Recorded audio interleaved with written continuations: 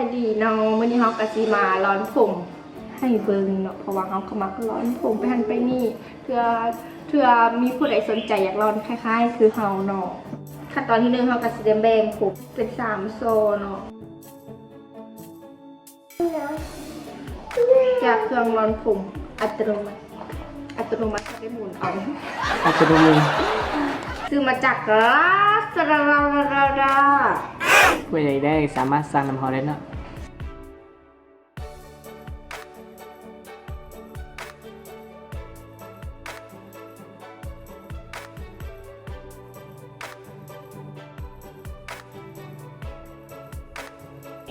น้ำดื่มขึ้น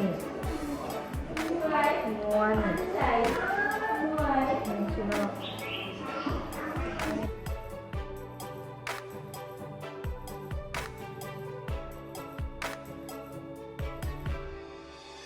แต่ประมาณนี้อันนี้ก็เป็นใหญ่เนาะก็เหมือนไว้พอเห็นตอนมันฮ้อนเขากับโบฟ้าซีสเปรย์ใส่เนาะแต่ว่าผมน้าเห็ดโบใส่สเปรย์เนาะเพราะว่าผมน้าบริษัทแล้วมันก็จะยืดดูถ้ามุดได้ร้อนผมแสดงว่าผมเขามีบริษัทเนาะ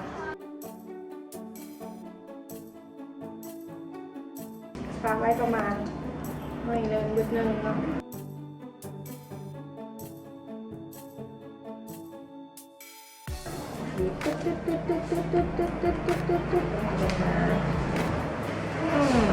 ประมาณนี้เนาะบัตรโซทั้งหน้ามันจะสีงานก็โซทั้งหลังเนาะ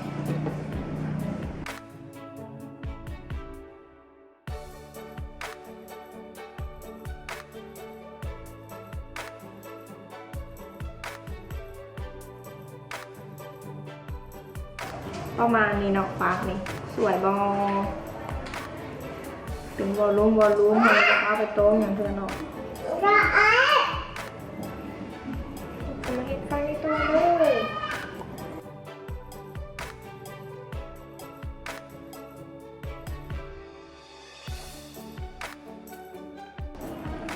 ม้วนเข้าคือเก่าเพราะว่าเขาบุหมักม้วนออกเนาะถ้าม้วนออกแล้วมันมายไว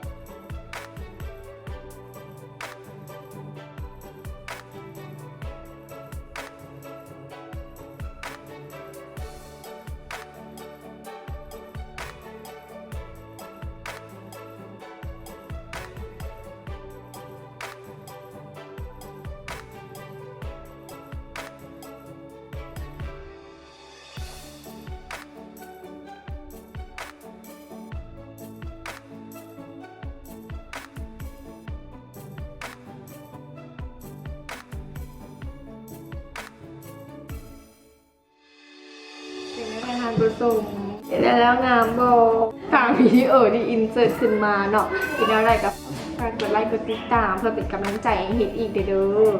สองเขาเนาะสถาพาสวยบอกก็จะประมาณนี้เนาะเขาก็เฮ็ดทรงผมขึ้นตามใจกูมาเฮ็ดง่ายๆด้วยตนเอง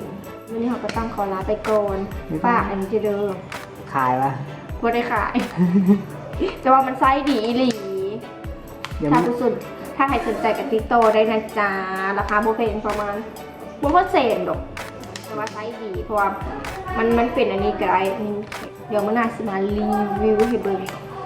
ฝากกดไลค์กดติดตามหลายๆเด้อบ๊ายบาย